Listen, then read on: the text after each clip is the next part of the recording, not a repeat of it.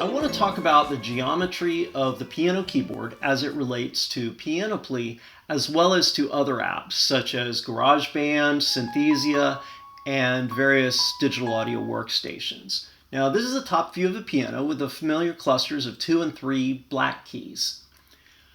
You've certainly noticed that white keys are wider at the front than they are at the back. This is, of course, because the octave is divided into 7 in the front, while it's divided into 12 at the back.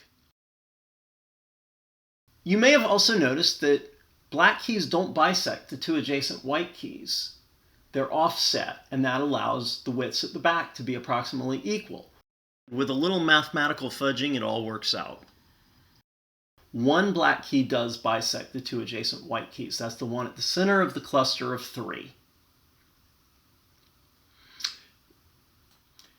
Developers of pianoroll apps would probably prefer the keyboard looked something like this. It would make things a lot simpler, but it doesn't look like that, and that's not how piano players think of the keyboard. They think of white keys as all touching each other and being wider at the front than the back, and an app should deal with that correctly. An interesting and amusing aside is that people who draw piano keyboards, especially clip art, drawings like this, they always get it wrong. Sometimes bizarrely so, but almost always in terms of black keys bisecting the 2 adjacent white keys, which admittedly some physical keyboards actually do, but they don't tend to be piano-like keyboards. They're unusual ones.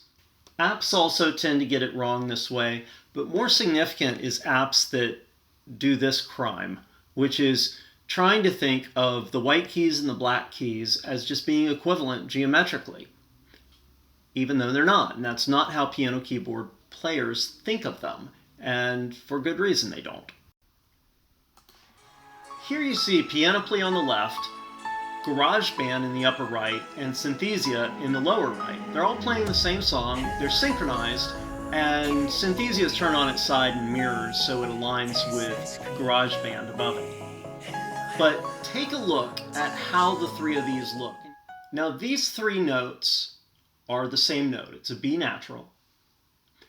And if you notice in GarageBand, this one is not the width of the white key that it aligns to. It's also at quite a distance from the image of the white key, but it's not centered on it, and it's a different width.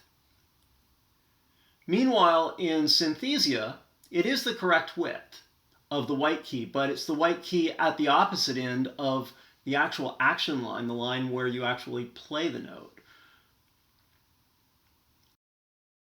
So that's not optimal either. Pianoply, of course, is the correct width, and it doesn't have that problem with the action line. I think we've talked about that in a different video.